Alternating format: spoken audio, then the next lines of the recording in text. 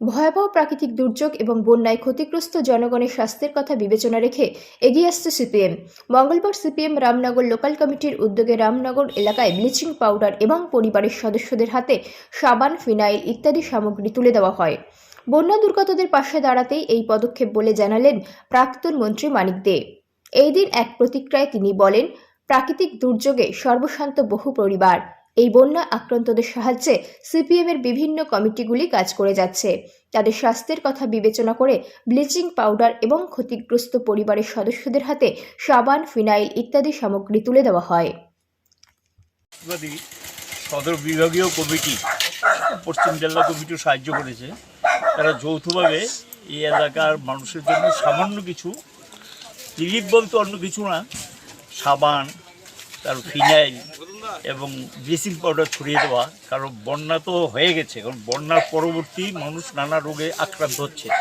এটা হাত থেকে মানুষকে রক্ষা করতে হবে, এটা মাথায় রেখেই এই সিদ্ধান্ত নিয়ে বাড়ি বাড়ি তারা দিয়েছেন। আমাদের সঙ্গে ডাক্তার ইন্দ্রজিৎ পাল ছিলেন, উনি অনেকগুলো রুগীকে দেখেছেন, চিকিৎসা করেছেন এবং তাদেরকে সবটা না হলেও অধিকাংশ ওষুধ উনি নিজেই ব্যবস্থা করে দিয়েছেন। আমাদের দিক থেকেও সাহায্য আমরা করেছি যতদূর সম্ভব। এটা যদিও একটা বিরাট কিছু না, কিন্তু আমরা মানুষের পাশে আছি এবং সেখানে এই বার্তাটা দেওয়ার জন্য উনি হাত হয়েছে এবং সেটা চলবে। এই কর্মসূচি আমাদের চলবে।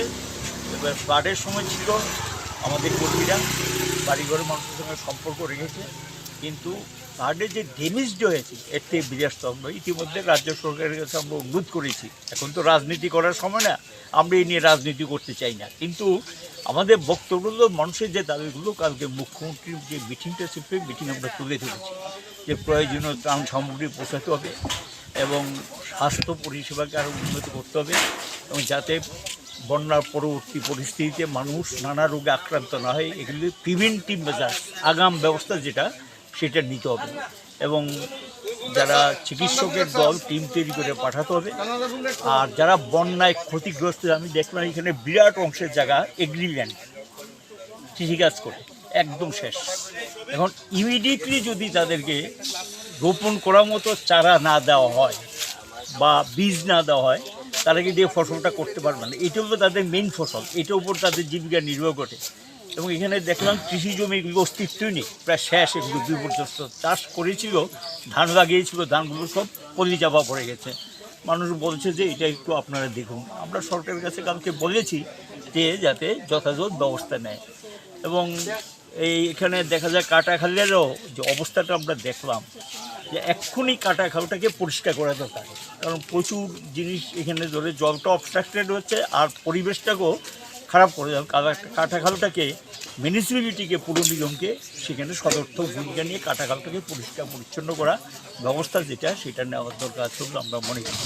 এবং মানুষের পাশে, কারণ এখন মানুষের সবটি পরিবার বলছে কাজ নেই, এবং ইমিডিয়েটলি যাতে এখানে টুয়েবে কাজ দিক বা যেই কাজই হোক তার ঘর সে পরিষ্কার করবে। আমরা কালকেও বলেছি মুখ্যমন্ত্রীকে যে 1 মাসের ম্যান্ডেজের টাকা তাদেরকে দেওয়া হয়, সে তার বাড়িটা পরিষ্কার করবে, পরিচ্ছন্ন করবে, 1 মাসের টাকা যাতে তাদেরকে দেওয়া হয়। অথবা গরিব পরিবারগুলো যাতে খেয়ে বেঁচে একটু হতে হবে, তবে একটা স্টেবল কন্ডিশন, একটা ভালো অবস্থা না আসা পর্যন্ত যাতে সাহায্যটা করে, এটুকু আমরা বলছি।